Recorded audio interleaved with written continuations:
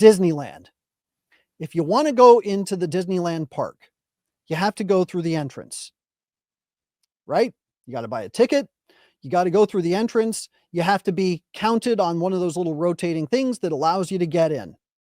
Let's say that you decide that, well, I don't really have the money. It's really expensive to get into Disneyland. So I'm going to take my family around the back and we're going to go in through this opening in the fence I know that is there, and we're going to sneak in.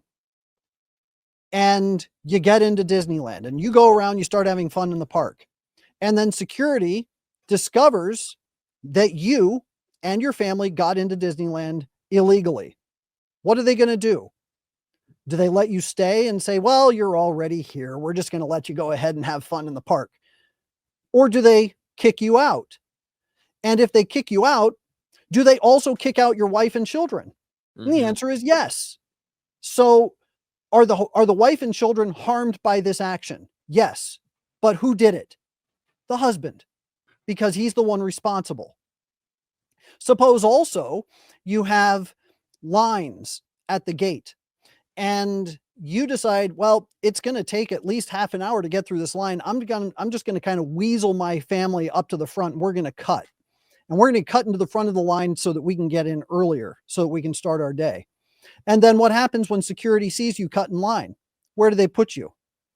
All the way at the back. There are rules that we follow because there is a proper order to things. And if you do something that is unjust, going into the park illegally without paying, without being part of the process, so the park knows who you are and they've already identified you, then you don't deserve to be there. And unfortunately, neither do your children and your wife. So if we're going to say that it is right and just for a park to kick out people that try and skirt the process and they go in through a back entrance illegally, why can the same principle not be applied to those who enter the country illegally?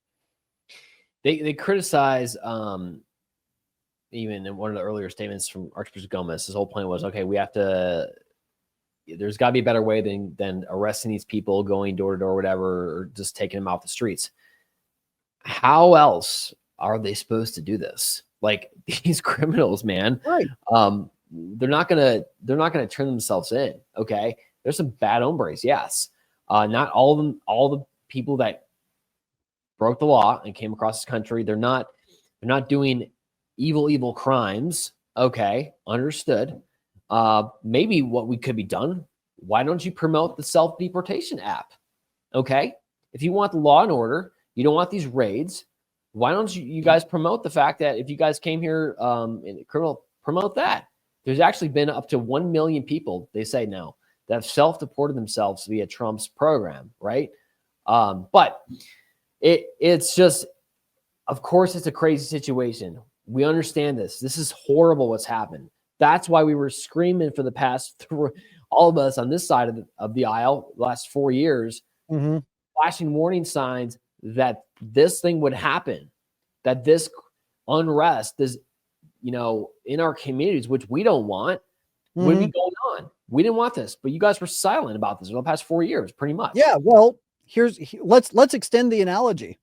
Let's say that there's a park manager at Disneyland who says, you know what?